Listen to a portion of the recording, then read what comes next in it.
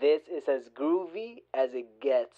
Oprah, Can You Hear Me? Oprah vs. Donald 2020 is a conversation by Julie Benetti and Susan Barbaro and a production of EI Alliance, copyright 2019. America is courtesy of New Threads off their new album, Felonious Wilma.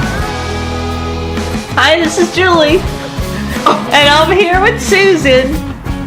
Yes, Susan Barbaro. Here we are. That's right, here we are. Like people don't know, they're probably sick of our voices. No, nobody's sick of our voices. People want more. I know. This is going crazy. I think Oprah's out there listening. Oprah is out there listening because she wants to know how to beat Trump.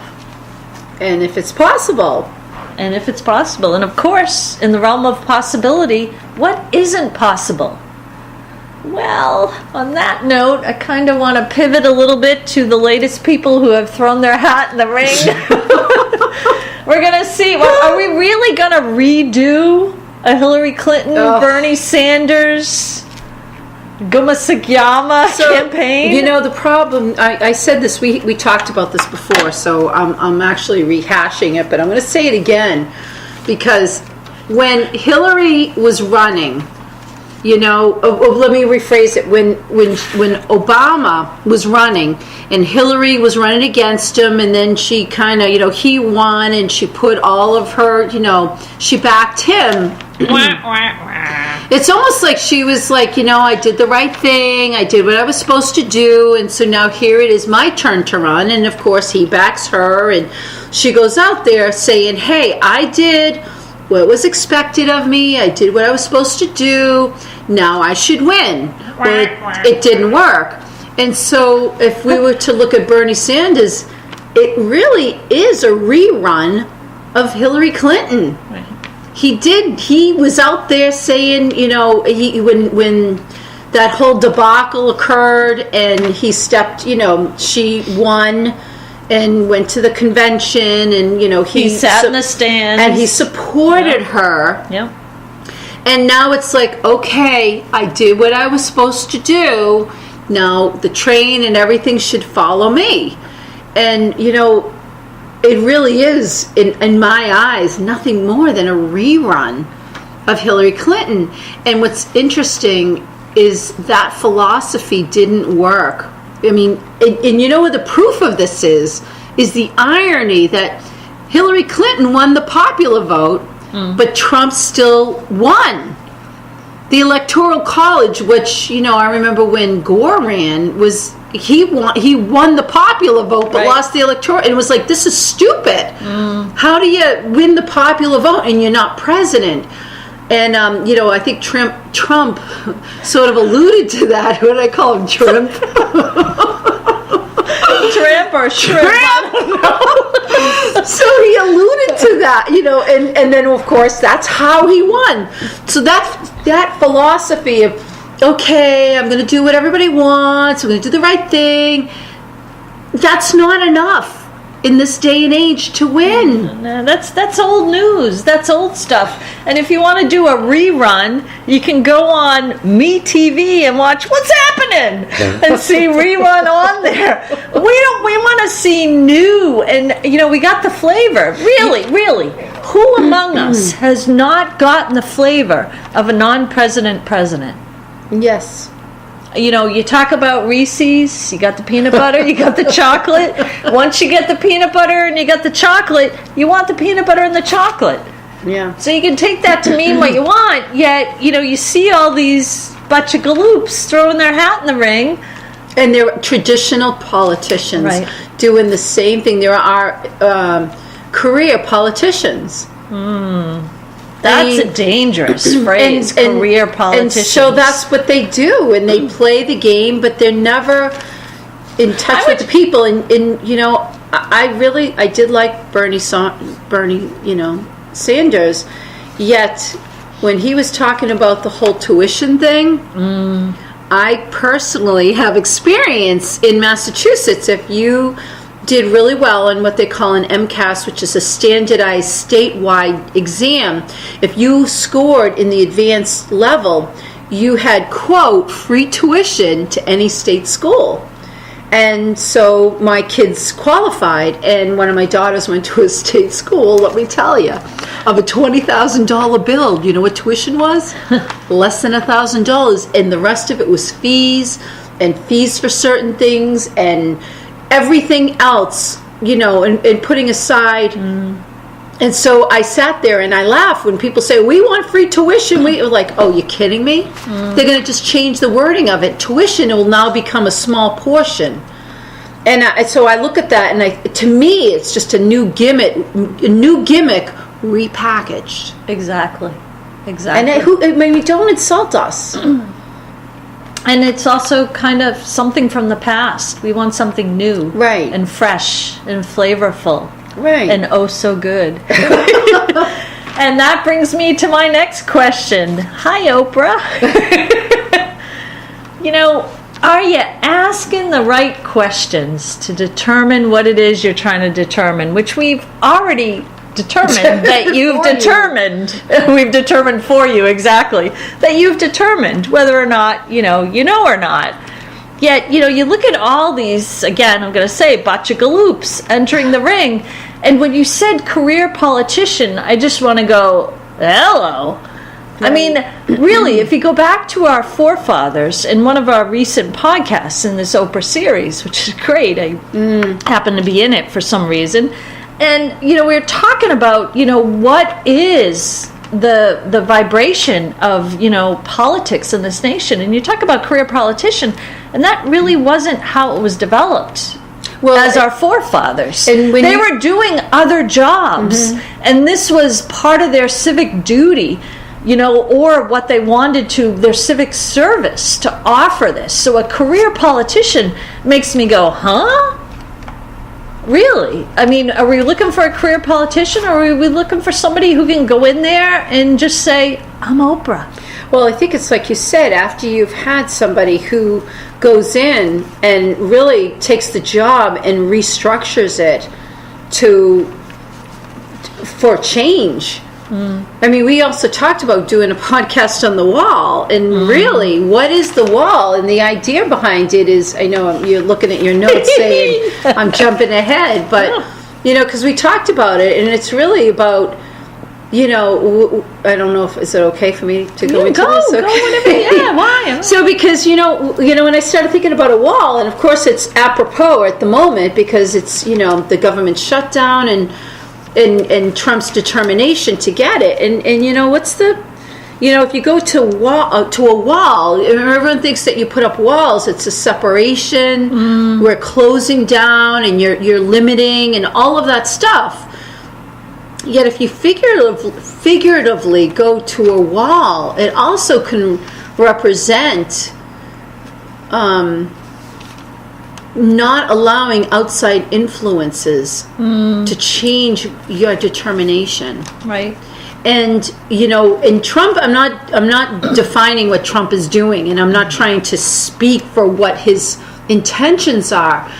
But the converse of that with Oprah, she's been a people person all along. She jumps in with people problems. I mean, when we had Hurricane Katrina and the levees broke in New Orleans, she was right there in the Astrodome. And pardon me if I get the wrong name of that. Right. She was right there. Yeah. And part of me, we talk about Einstein, and if you're in the same vibration as the problem, how do you solve it? So the idea of a wall, and I'm not a proponent of separation and elimination or any of that, yet sometimes I think you have to step away from the issues, right, and kind of clear your head. It's like if someone, fell in a river and they're floating down and you're trying to save them.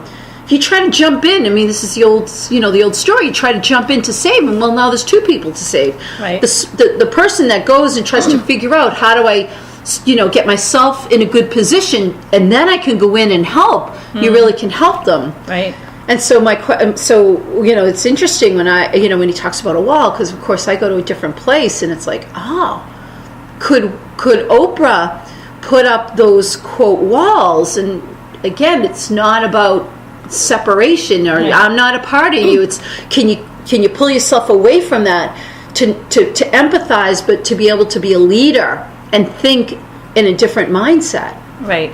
And that's a brilliant way to put it, because, that commiseration factor of when you're commiserating with somebody, you really kind of both fall into the sinkhole. When you just go on and on and on about something, you end up exactly like you said, and exactly like Einstein said, in the problem. In this, you're now and you can't create a solution. And so the interpretation of quote unquote wall is an interesting pivot. I mean, if you're talking about a boundary and you're talking about, what Einstein said, which was, brilliant as well, which works, how can you even consider ascertaining any kind of solution and possibility to a quote-unquote problem when you're in the chaotic mix of it? And that I'm not a proponent of creating walls, creating, an energy. They talk about bubbles. I was just thinking I'm not a proponent of that. I am a firm believer that the person who knows who they are can walk in any situation, can walk through anything, and have clarity enough to not be affected. That doesn't mean you don't empathize, because of course you see and you want to help the plate, but to go in and fall into it is really, I always think, we've done a lot of work with a lot of people, and my thing is not to sit and cry with somebody. Right. Yep. And that doesn't mean I don't hold the space. It doesn't mean I don't have compassion. But if I'm going to be a true leader or someone that's going to try to help guide them out with compassion, I try to lead them. Right. And so, so it's interesting because, of course, everything talks about the wall. And as I thought about that, I'm like, that's a good question for Oprah. Can she do that? And if you can't, it sounds like, oh, no, I couldn't do that. I couldn't put up a wall. I'm too kind and warm and giving. Well, you're really not helping the situation. You're sitting there and just crying with somebody. Right. And that doesn't mean sometimes being there for someone, they need to cry, you can be there. But when you fall in that space, you are no good to them. Right. And even, it's funny because as you're saying that, the explanation of what she would have to say about the wall, I mean, Donald Trump isn't even doing that. No. There's no explanation. So why does she even have to give an explanation? I mean, from the sense of, what a boundary is, not to say tomato, blah, blah, blah, but from that sense and looking at the interpretation of what it is and what it symbolizes is a lot more relevant than the whole idiocy of career politicians. Right. And that's when people talk about boundaries, that is such a horrible word to me. Oh God, so here we go. I'm going to say it. Oh, okay, wait a second. Trump's talking about putting up a wall. And what is I'm not going to swear, every self-help book talks about boundaries. Right. What are boundaries? Right. They're no different than a wall. Yep. So here's, once again, and this is a conversation we had, the part about Trump that bothers me is everyone sits and points their finger, yet they do the exact same thing. So he's, of course, hitting familiarity with us, yet we're too stupid to understand that. We talk about boundaries. Every self-help book, you put up boundaries, you put up a bubble, you put up whatever, and then they turn and point to Trump, and it's like, well, wait a second, we're doing the same thing. Right. I hate the word boundary because I believe that the minute you do that, you lose a piece of yourself. You need to take down every boundary and be so clear in who you are that, you see someone, the truth of it, and so it doesn't affect you. And so, Trump, I'm not a supporter of him. I'm not saying anything, but the whole idea of this wall from Mexico, there is a bigger issue at stake. But, part of it is the drugs being, brought in from Mexico, but let's face it, we're buying them. And the Border Patrol. And right, but we're buying people. them. Yep. And they're Americans that are buying them. Yep. So, the whole idea of it's perfect. The wall is like a boundary. It doesn't work. But you can't jump and jump in the problem with everybody. And I wonder if Oprah is capable of doing that. I think she is. I don't know if she thinks she is or not. That's where I would segue to, I caught a segment of one of her interviews where someone came out who was interested in running for the presidency but wouldn't say it. Yeah. And she was still, hello, Oprah, sitting in the interview chair, saying to everybody, commiserating, is he going to run? Do you think he's going to run? He hasn't said he's going to run. He hasn't. We could say the same thing. Yeah. Yet, how much, commiserating with people takes a toll on you as well. It doesn't propel you into any other grander space of understanding or learning if you think or comprehension. If you think you're helping and you realize you're not, and you still do the same thing, that's crippling. Right. And if you still do the same thing, and we've discussed, I'm not going to say ad nauseum, you turn on any of the news channels and they're talking about, we know what they're talking about, Yep. and rootin' tootin' and whatever else you want to say, and there's just proponency of just regurgitating that over and over that keeps the same status quo. Yeah. And so, of course, the same kind of campaign is going to unfold.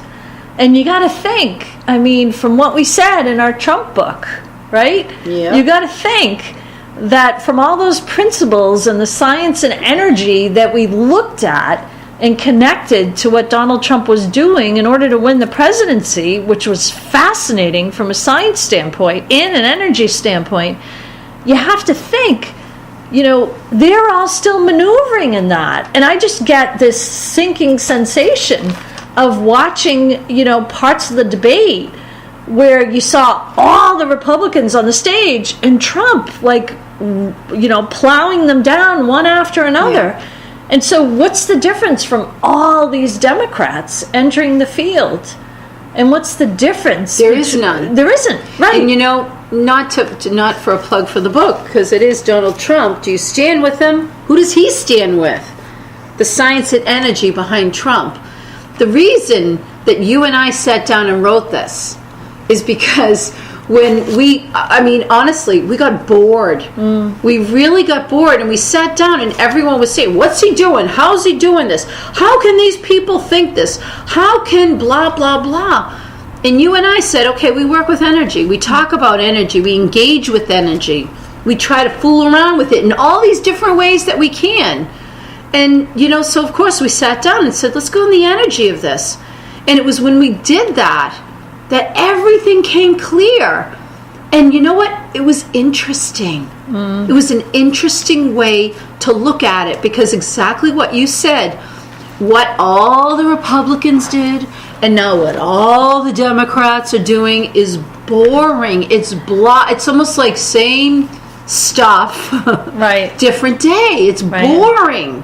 And where I was kind of propelling to, when you stated that, I went back into the vibration of the energy principles that we talked about, and what I was compelling to, the simplicity.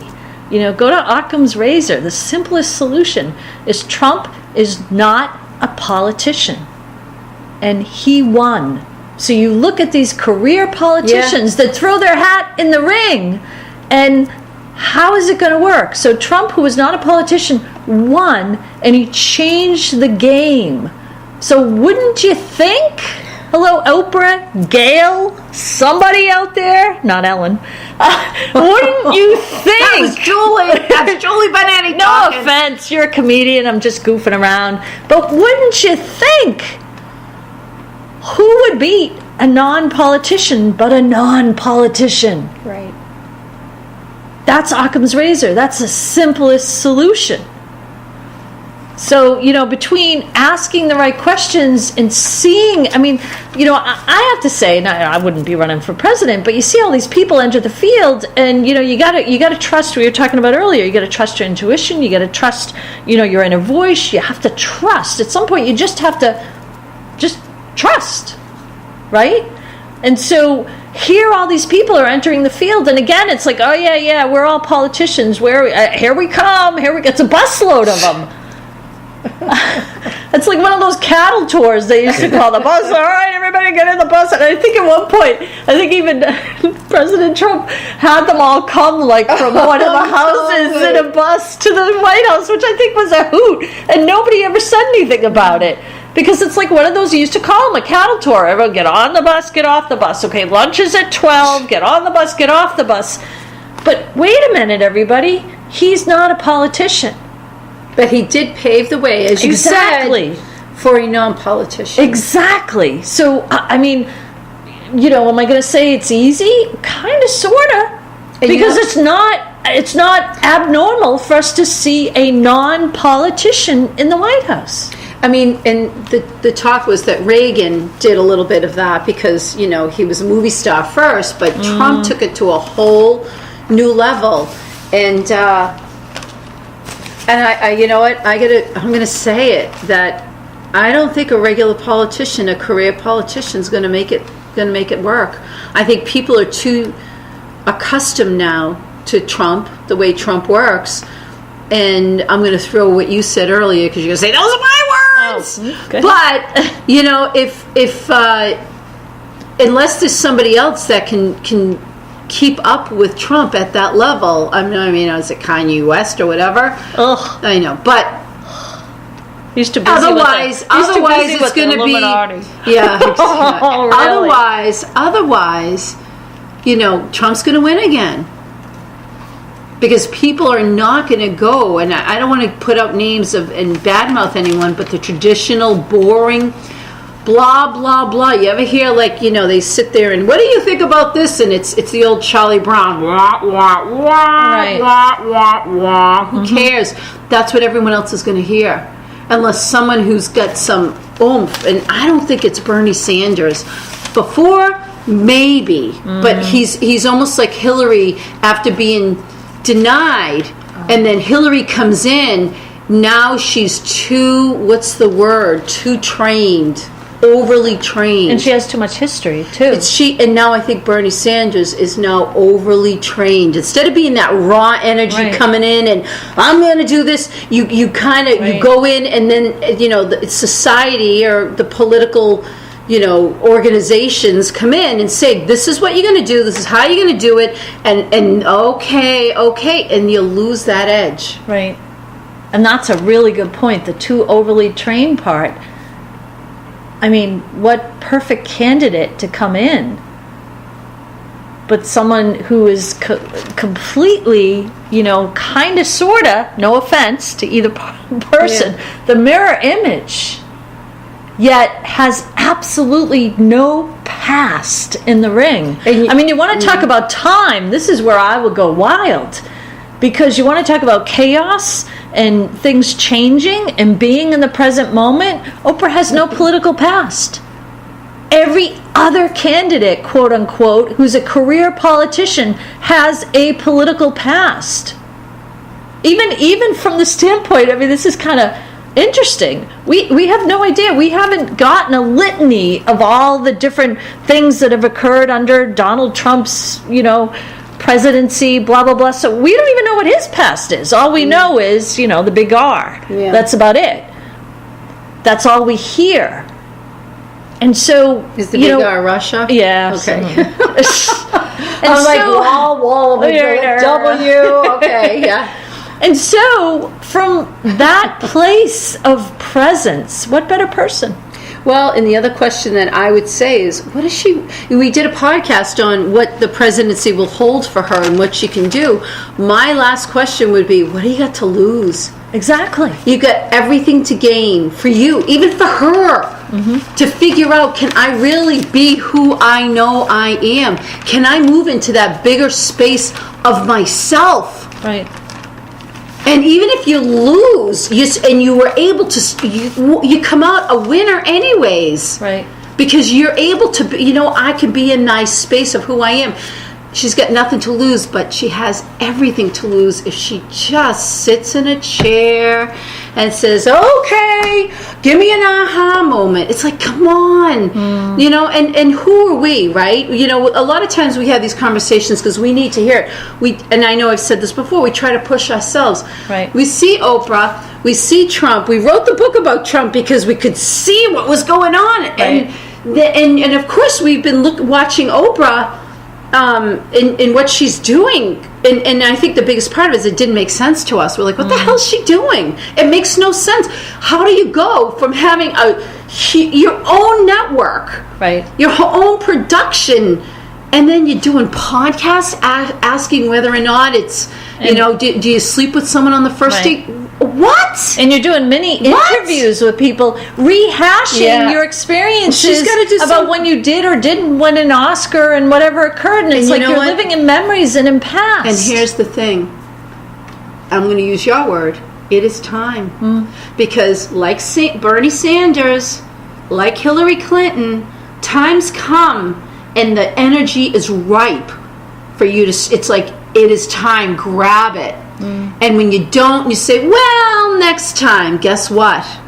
There is no next time. And you know what the really cool exactly, and that's powerful. And the really cool thing as well along with that is that this is uncharted space in all aspects of it. I mean, Donald Trump kind of went in there and changed the whole flavor of it. We don't even know what the flavor is. We have no idea. He's only the president. We have no idea what's going on. I know. We have no idea. It's insane. And yet, this is perfect opportunity. I mean, how many of us, and not of any accord, but I mean, from any fiction standpoint, because, we were talking about, how, people are moving from self-help into fiction that helps, because self-help doesn't help. And fiction based in something that can move you, that's, a story that you can grab a hold of, that isn't commiseration on, this is how bad my life was, here you go, your life has been like this too, fall in a sinkhole. Yet to move into this space of presence that's completely clear and open for her to do anything. I would just ask, to add to that, I would just ask the question, if you don't run for president, what the hell are you going to do? Thank you for listening to this production from EI Alliance. Check out our Amazon authors pages for books and podcasts, along with our Donald Trump and Oprah books for this series. Find great music by New Threads on iTunes, Spotify, and on newthreads.us.